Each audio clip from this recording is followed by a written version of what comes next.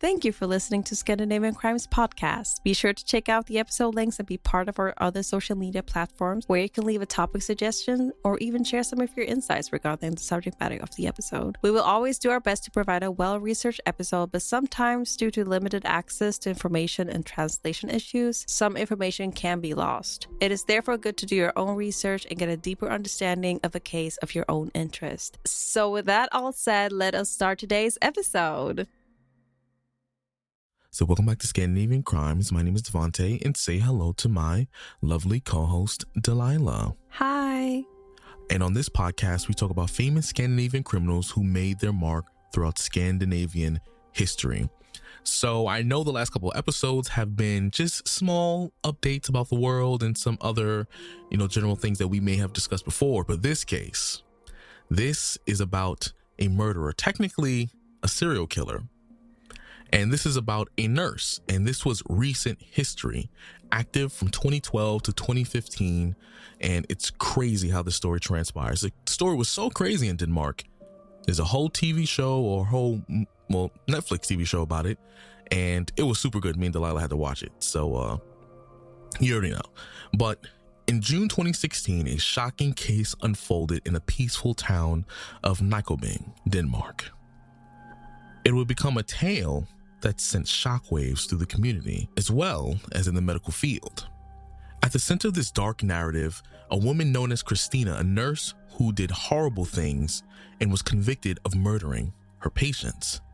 So I'm not going to dive any deeper than that because this story is super juicy. So grab your tea, grab your snacks, do what you got to do, sit down, whether it be on a train, and enjoy the ride.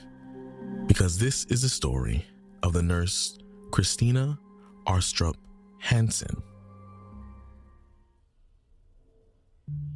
Christina started her journey into the world of nursing in 2004, initiating her education in Harlev. Her dedication and hard work culminated in her graduation as a nurse in 2009. During her internship at the emergency department of Harlev Hospital, she found herself captivated by the unpredictable and demanding nature of the work. It was there that her passion for the high-pressure environment of an emergency department first took root. After successfully completing her nursing education, she wasted no time and secured a position in the medical department M130 in Nykobing Falster Hospital.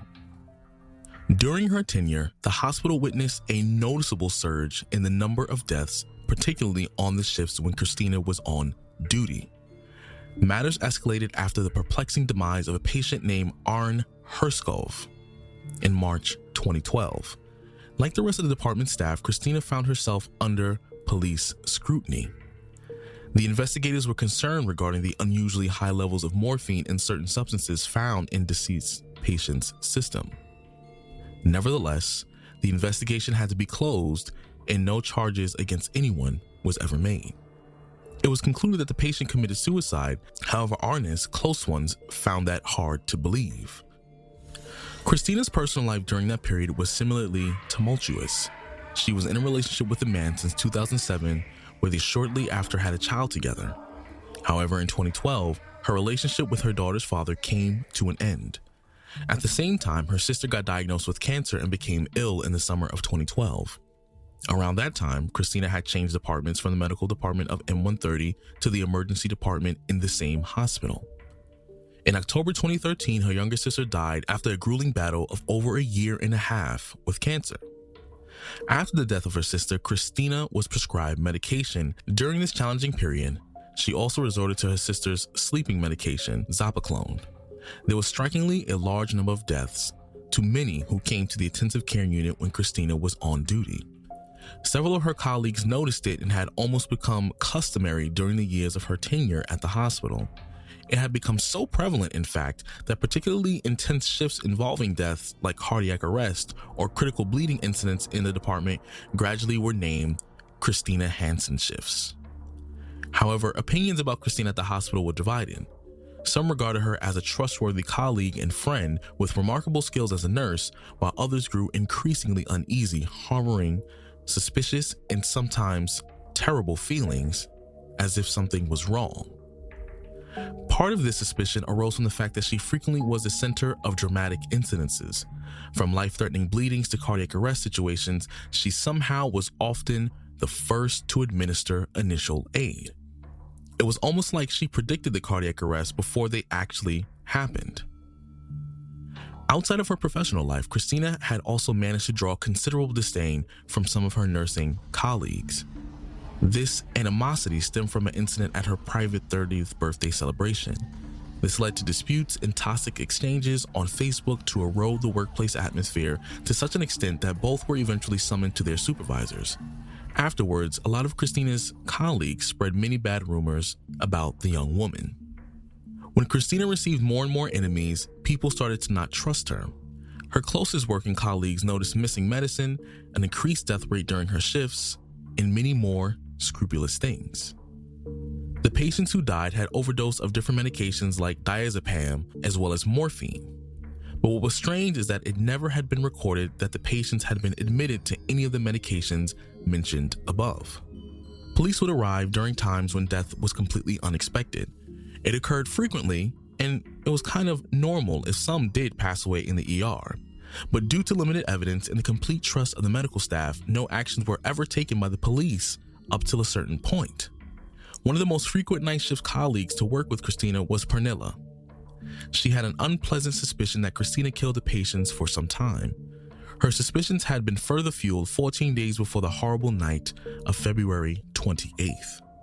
On that occasion, 4 deaths had occurred in the department, which was both unusual and unsettling. What made this particularly eerie was that 4 individuals who passed away were initially considered completely stable patients.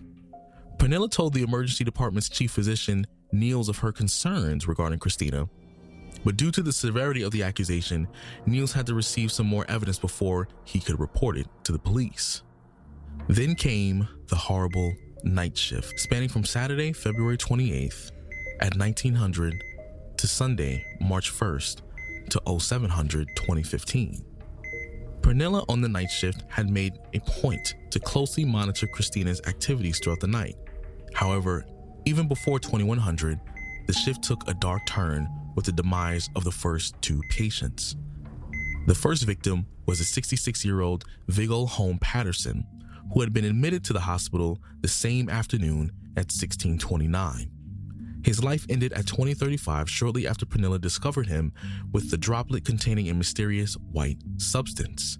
A substance, autopsy revealed, lethal concentrations of morphine and stessalid in his bloodstream. The next casualty was 86-year-old Anne Lise Paulsen, admitted to the hospital on the same day at 1356 and passed away at 2037. Subsequently, autopsy findings reveal elevated levels of both morphine and stessalid in her system. What made the situation even more perplexing was that neither patient had morphine in their blood upon admission, as indicated by earlier blood tests conducted before their untimely deaths. After the 2 tragic deaths, a brief calm settled over the ward. Christina took a break to sleep between 0:45 to 300, and Pernilla followed with her own rest between 300 and 0433. Before Pernilla went to sleep, she took precautions by checking everything in the medicine room. Upon waking, she re-examined the medicine stock in the shelves and made a startling discovery. During her sleep break, an ample amount of stessalid and 4 ampules of adrenaline were gone. Additionally, a package containing the potent heart medication Coderone with so-called cardiac arrest kit had been tampered with. One of the things that Pernilla said was the following: "When I discovered it, a cold shiver went through me." Shortly afterwards, Pernilla decided to step into room 34 where Christina is attending to 73-year-old Maggie Margrethe Rasmussen. Maggie had been admitted the day before at 10:37 and, like the previous patients, showed no signs of morphine or stessalid in her blood samples upon admission or later that day. As Pernilla enters the nurse's common room, she spots Christina halting the patient's alarm for 3 minutes. Christina then proceeds to tinker with the patient's drop port in the back of the hand. Then Pernilla enters the room and offers help. Christina declines. Christina fumbles 2 larger syringes in her left hand and swiftly conceals both syringes between her bosom and upper arm by folding her arms over her chest. To avoid revealing her suspicion, Pernilla plays it cool and heads to the adjacent office. From there, she discreetly monitors the patient's condition via a monitor, unseen by others. In a matter of 3 to 5 minutes, the patient's oxygen sharply drops on the monitor, a clear indicating that breathing has stopped. Shortly after, the blaring sound of the cardiac arrest alarm fills the air. Christina from inside the room urgently announcing the cardiac arrest in room 34. Responding to Christina's calls for cardiac arrest, another nurse arrives at the scene. To her surprise, upon reaching room 34, she finds the patient still maintaining a heart rate of 69. What's even more perplexing is that the bed has already been detached from the wall and prepped for a cardiac arrest, well before the actual event occurred. It's almost as if Christina had foreseen the cardiac arrest before it even unfolded. Maggie miraculously survived the intense events. Although she faced a near-death experience, the swift actions of the medical team brought her back to life, and she continues to thrive even today. Following her resuscitation, in the early hours of the morning, a blood sample was collected from Maggie at 1100 hours the same day. The subsequent analysis revealed yet again an alarming amount of morphine and stelacilid in her system. In contrast, 3 prior blood samples taken separately the day before had shown no traces of either stelacilid or morphine in Maggie's bloodstream. Following Pernilla's detailed report of the night shift events, the chief physician of the emergency department, Niels, made a decision to call the police. He also wanted Pernilla to secure the evidence, including all bins, patient records, and medications. By the morning at 7:30 of March 1st, Niels reported the suspicious deaths to the police. Over 200 employees were gathered in Nykobing Foster Hospital for a staff meeting where hospital management shared updates on the ongoing investigation into the suspicious deaths that had prompted their contact with the police. At 15:34 on Sunday, Christina received a call from Sidsjælland and Lolland Foster Police, leading to her arrest. Before her arrest, Christina posted on her Facebook profile to share the grim events of her night shift. She described it as the worst day ever, detailing 3 deaths, a cardiac arrest, and a respiratory arrest. In an attempt to convey the gravity of the night, she even suggested it could be a plot for a distressing film. One of her colleagues, however, found this post inappropriate and promptly removed Christina from her friends list on social media. Christina was arrested on Sunday, and by Monday she was brought to a closed-door constitutional hearing, shielded by a name ban that kept the charges and her identity away from the public eye. This secrecy meant the press had no access to the details of the accusations or the accused's name. It was also determined, in accordance with common practice in homicide cases, that she must undergo psychiatric examination. Right after the constitutional hearing, Christina's Facebook page was promptly shut down, and since the beginning of the case, Christina has consistently pleaded not guilty. In June 2016, she was sentenced to life in prison for 4 murders and 1 attempted murder, based on Section 237 of the Danish Penal Code, which deals with the intentional homicide. Alongside with the conviction, she was stripped of her authorization as a nurse. The Nykobing court determined that Hansen had administered lethal doses of different medications to her patients. The trial in the city court spanned 27 days and featured over 70 witnesses. In the courtroom, the prosecutor Michael Boulson asserted that the motive behind Christina's alleged act were deeply rooted in her personality. Based on the psychological evaluation, it was revealed that Christina grappled with a condition known as histrionic personality disorder, a condition that compelled her to seek extreme attention and elevate herself at any possible cost. This disorder was marked by traits of superficiality, egocentricity, and persistent search for excitement in her existence. Notably, manipulative behavior was also prevalent characteristics, and the examination pointed out that the nurse exhibited an unusually high degree of unreliability. This drove her to commit the heinous acts in a desperate bid to be the constant center of attention.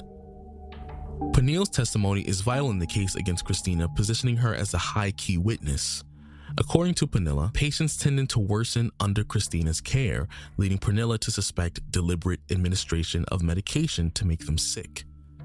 Christina shared dramatic stories about deaths from the emergency rooms and sent pictures of items associated with the patients. Pernille believed that these tales were meant to draw attention to Christina rather than patients' conditions themselves. Many witnesses had similar stories to Pernille in their testimonies. However, during court testimonies, a number of colleagues portrayed a vivid image of Christina as an exceptionally self-aware and dynamic nurse. Her intent, it seemed, was not to draw attention to herself, but rather take command when a patient's life was in jeopardy.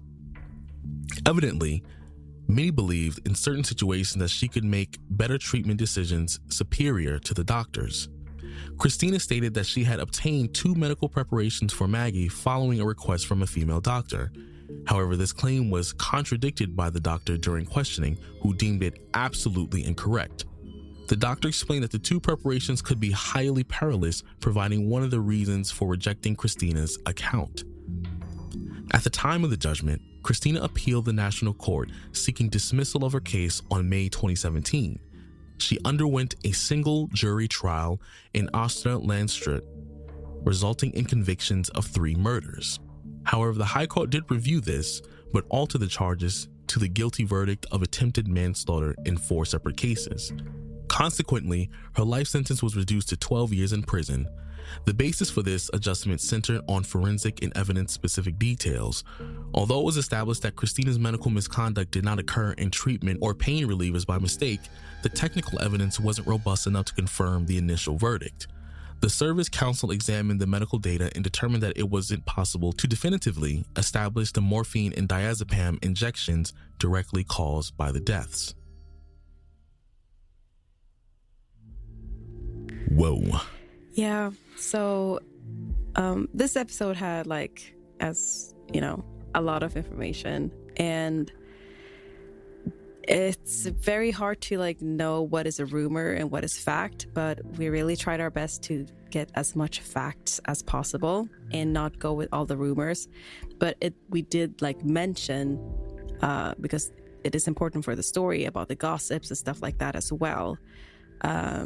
And it also enhances the personality of Christina as well. You know, and also something that I think is important for you guys to know is that the case also have the perspective of the witnesses. So the story told is like perspective of the witnesses and how they perceive it, and what they saw. So that's why I try to, like, accurately as possible, try to incorporate everything from different views. But most of it is from Pernille's view, because she was or is the key witness. So I think this is important for you guys to know before we like start the discussion. And also before we start the discussion, I know some people will be like, oh, I said some things a couple different ways. So Pernille or Pernilla, whatever, I said her name 2 different ways during the story. I'm not going back to fix that. You know, my brain was battling because in Spanish, it's very similar to pernil, which is like food. But then Pernilla, I think in Danish it's like Pernilla or something. I don't know. Okay, my brain was battling for its life. People out there, I was struggling, and my brain could not, like, it didn't know which one to pick. And then when I was trying to say one of the medicines, I think I said it 2 different times too. So yeah, I'm just letting y'all know. My dyslexic brain, I was just like, I'm just gonna copy paste that because I'm not gonna be able to. Like. And due to how much I speak with Delila, her dyslexia is contagious. So it fell on me, and there was a couple words my brain just could not latch on to. So forgive me. Just wanted to say that before we got into the discussion. Thank you.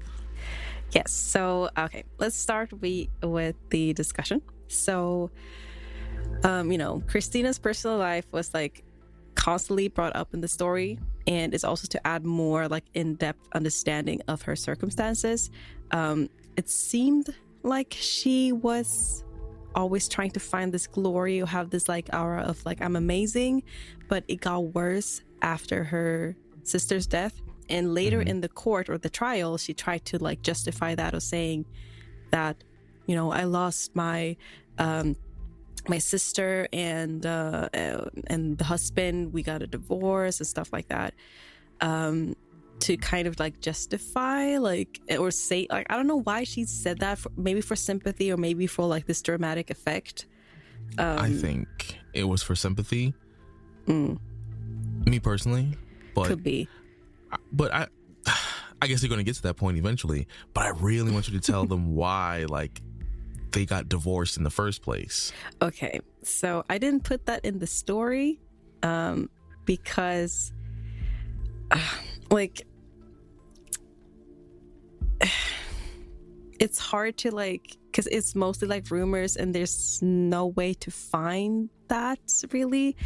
But based on the rumors, it was because like the mother was basically drugging the daughter or putting pressure on the daughter, and the father just like, you're crazy, stop doing that. And it has been reported, but there was nothing done about it, so I don't know if it's true or not. But yeah, it's just, I think it's interesting food for thought, because obviously me and Delila saw the Netflix TV show, right? Yeah, like we listen, I just want to say we watched it after we like did the research, and it was actually very accurate, but it was from the point of view of Pernille.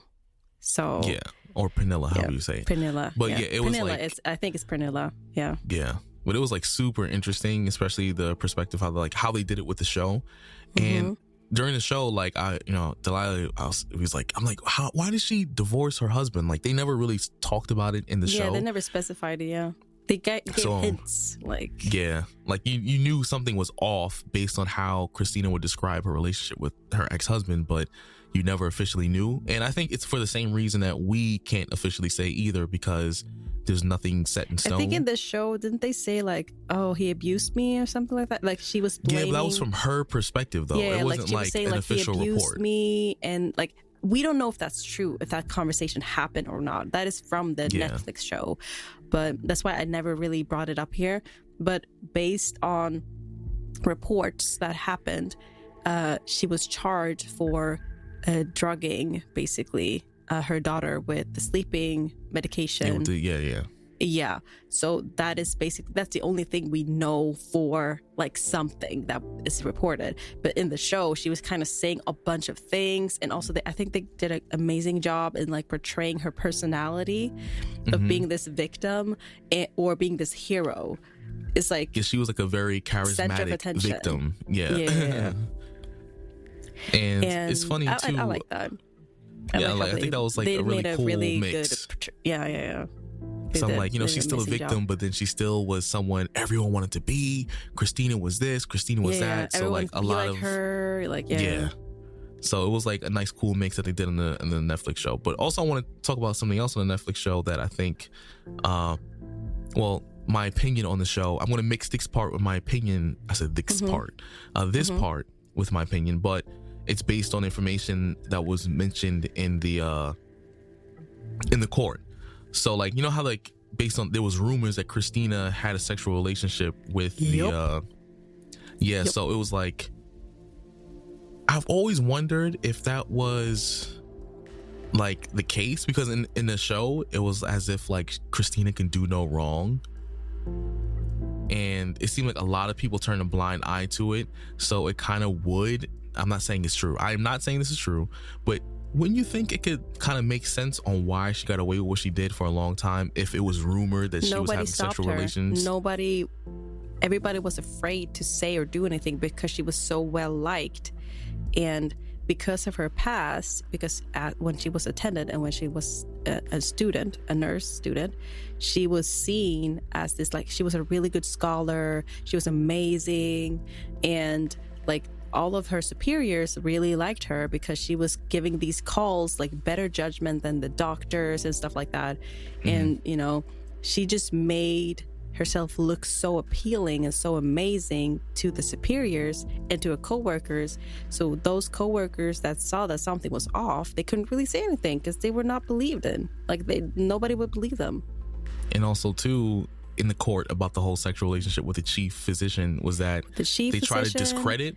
They try to discredit Pernilla's point of view. Somebody else, co-worker. Like, she had a lot of rumors, and that's why I didn't want to put too much of it in the story. But there was a lot of rumors about her and her sexual life and everything.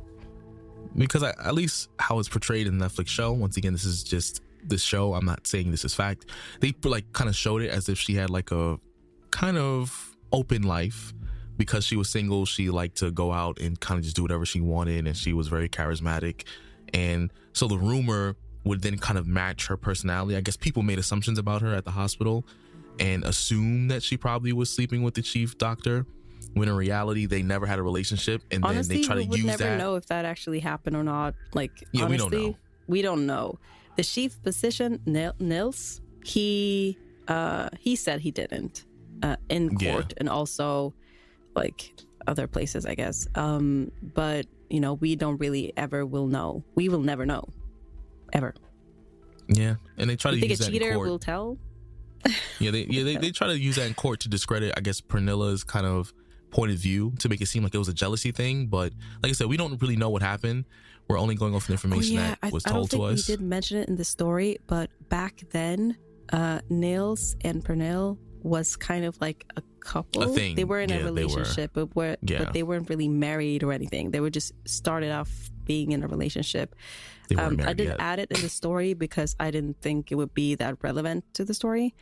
But it was relevant in the court case because they try to use it as a thing, you know. Yeah. And Christina tried to use it as a thing as well. Like, oh, everybody's going against me. All these gossips. Everybody hates me. Blah, blah, blah. Like, she tried to use everything was a gossip, and she was not guilty.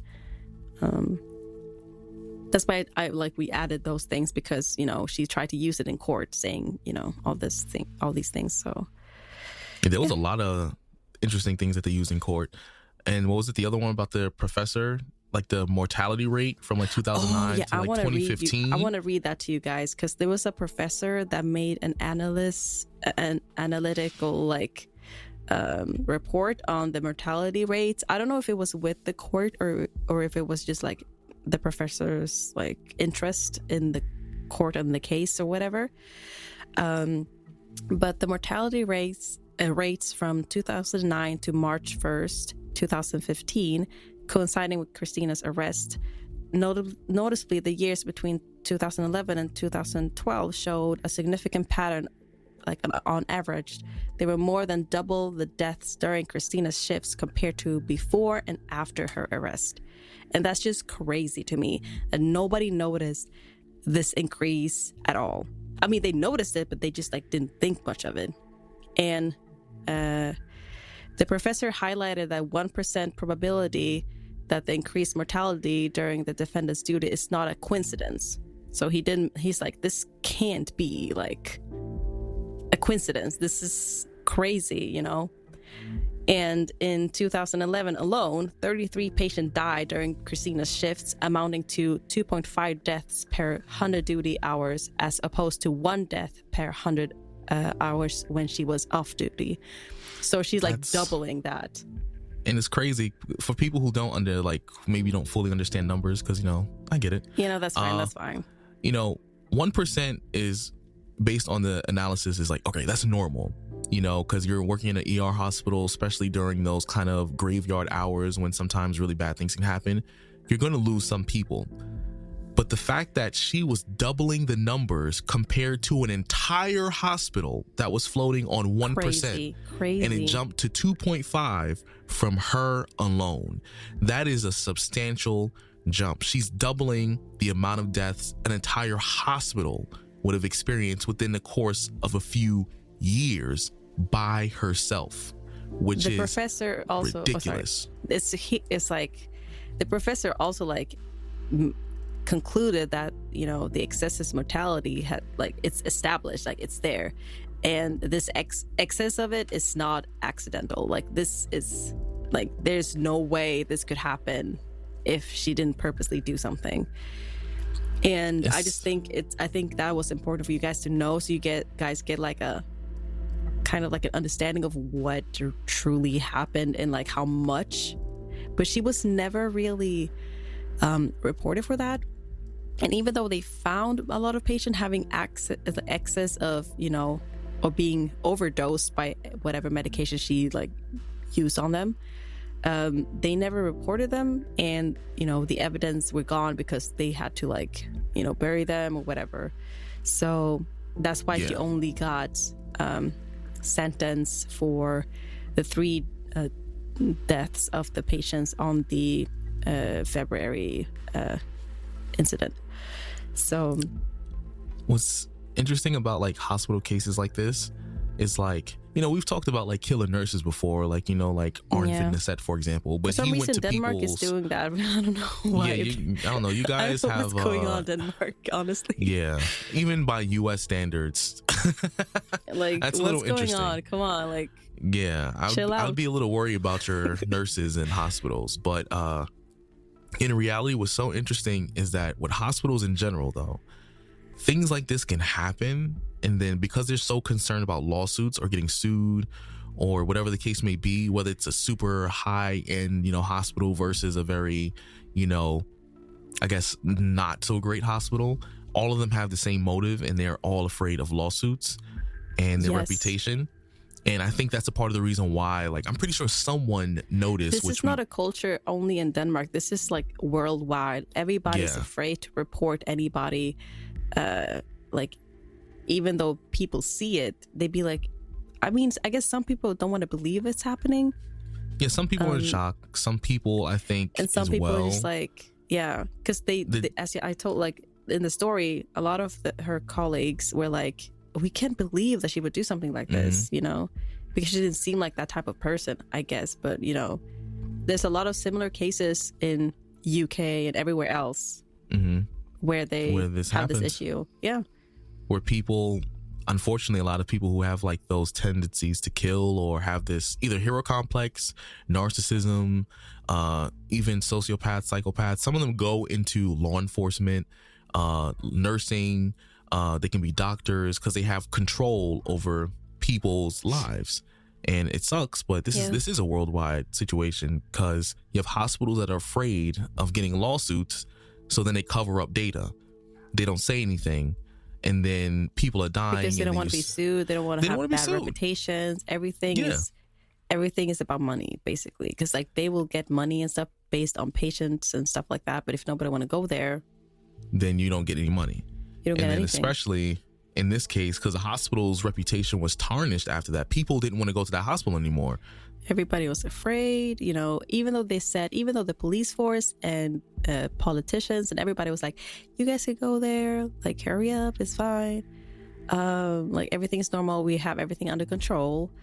And because that is basically the only hospital in that area. So it'd be hard to shut it down because of this one incident. I get that. And also, apparently, most people in that area is not really healthy in general. So it would be like people have to check into the hospital anyways. So it also, because of, I forgot to say this previously, but I guess, you know, now I can say it now. Because the people in that area are so unhealthy in their living situations, you know, a lot of drinking, a lot of smoking, a lot of whatever, like they are not healthy by not like they're doing those things. So because of that, it was very normal for people to like die. So that's also something that was an excuse that, you know, everybody's unhealthy, you know, it wouldn't be weird if they died. Yeah, they said that that's why the police, the Netflix show, and that's why the police officers were like, yeah, but like, okay, what's up? What's happening? Okay, he died. Okay, great. Okay, bye. Yeah, so, they said that in the show too. So you guys want to be like, but oh my God, why didn't nobody say anything? Why didn't police do anything? You know, people can die in the ER. And, you know, I guess the police officers, even though they would have done a good job, it would still be like, okay, you know. Yeah, they trusted the judgment of the hospital staff, so they didn't question it too much. Yeah. So I understand that. She was just a very good in masking and manipulating. And she basically fooled everybody except for, some people. Pernilla, she was on. I love her for standing up and, going against the stigma of reporting things like this that are suspicious. Mm-hmm. And I love that she was actually trying to find evidence and report it and everything, and that she talked about it, and she didn't really give in, because she actually saved a lot of people, you know, potential people who could have died. So yeah, and she even did it the right way too. Well, she was taking notes, she was keeping track of medication on that night, and that's what she called on the money, top tier detective work. I think Devante just likes her because of the Netflix show. Yeah, the way they portrayed her, I was just like, nah, she's on it. That's a smart gal. I think if you live in Scandinavia, you're easily going to be able to watch it. I don't think it's accessible outside Europe. I don't think. I don't think so either. You might have to get a VPN to watch it, but it's amazing. When you do though, it was made good. A really good. It was good. The way they made everything make sense, and the timelines and everything is just amazing. Fire. But let us know what you think. Feel free to hit us up on Facebook, Instagram, the usuals.